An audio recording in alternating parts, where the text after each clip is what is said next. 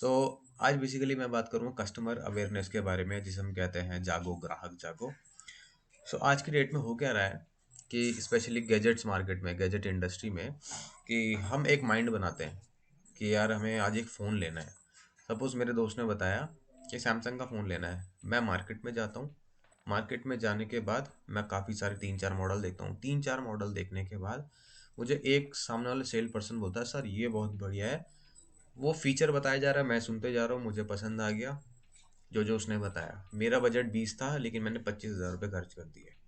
मैंने वो हैंडसेट ले लिया, घर आया, 5-6 महीने सही चला। फिर 5-6 महीने चलाने के बाद मैं देखता हूँ यार मेरा इतना यूजेस तो है नहीं, तो मैं क्या कर रहा हूँ इतने फ़ोन का।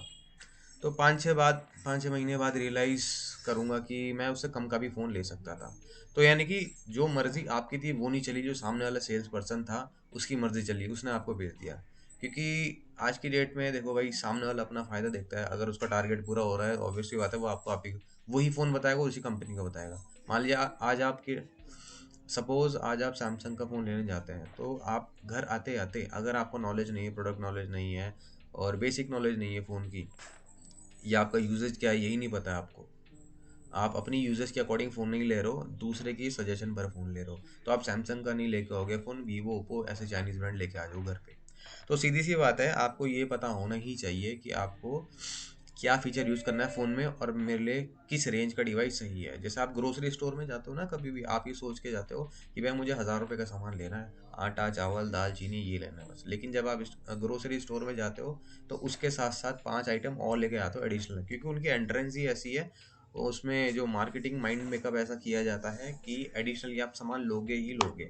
ऐसा नहीं है कि आप 5 ही सामान लेके आओगे, आप 10 सामान लेके आओगे गारंटीड।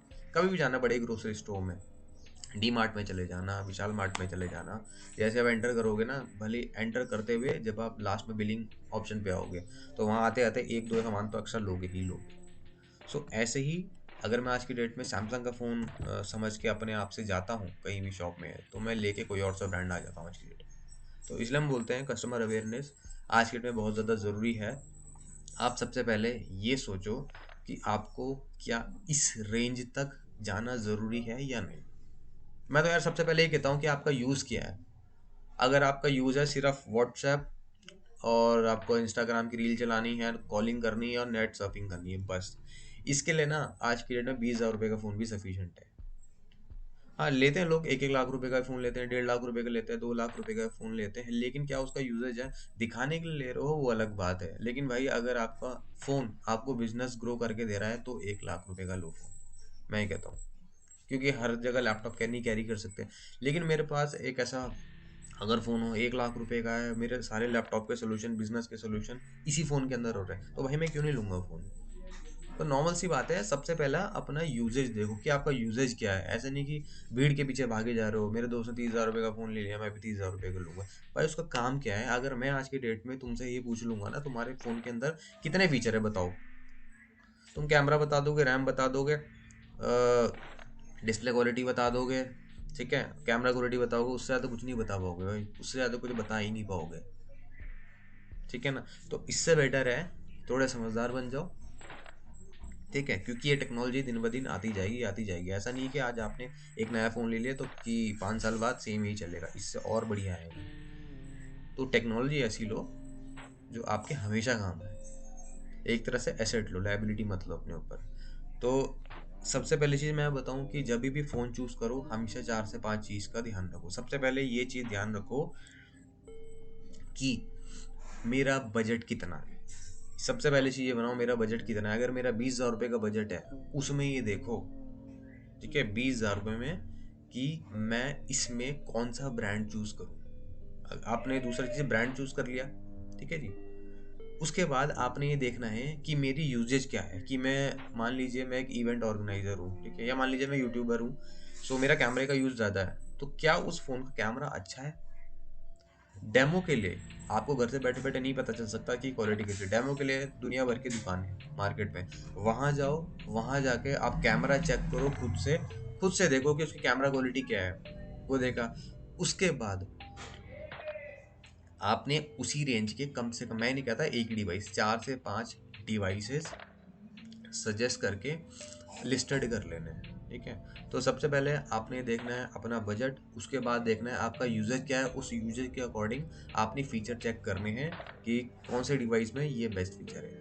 तीसरी चीज़ आपने कंफर्म करनी है कि डिवाइस के एक तो ऑपरेटिंग सिस्टम अपडेट, दूसरा सिक्योरिटी अपडेट जो आपके फ़ोन को सिक्योर रखते हैं वो कितने साल के हैं। कम से कम 5 साल के होने होने चाहिए, उससे कम हो तो मत लेना भाई। अगर आप देखोगे सैमसंग के ही फ़ोन ऐसे जो आज की डेट में 5 साल के अपग्रेड दे रहे हैं एंड्रॉयड में और सिक्योरिटी में। उसके अलावा अगर मैं बात करूं कि कंपनी का स्पेशली, कि कंपनी ट्रस्टवर्दी होनी चाहिए। ऐसे नहीं आपने कोई भी मार्केट में नई कंपनी आ रही है आप उसे ले दे रहे हो फ़ोन को।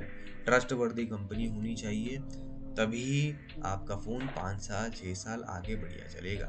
नेक्स्ट चीज़, डिवाइस के सर्विस सेंटर कितने हैं ऑल ओवर इंडिया आपको देखना है। अगर सर्विस सेंटर 200 से ज़्यादा है ऑल ओवर इंडिया तो आप डेफिनेटली वो डिवाइस लो, मैं ये सजेस्ट करूंगा। अगर सर्विस सेंटर 100 से नीचे है तो भाई कभी भी रिकमेंड नहीं करूंगा।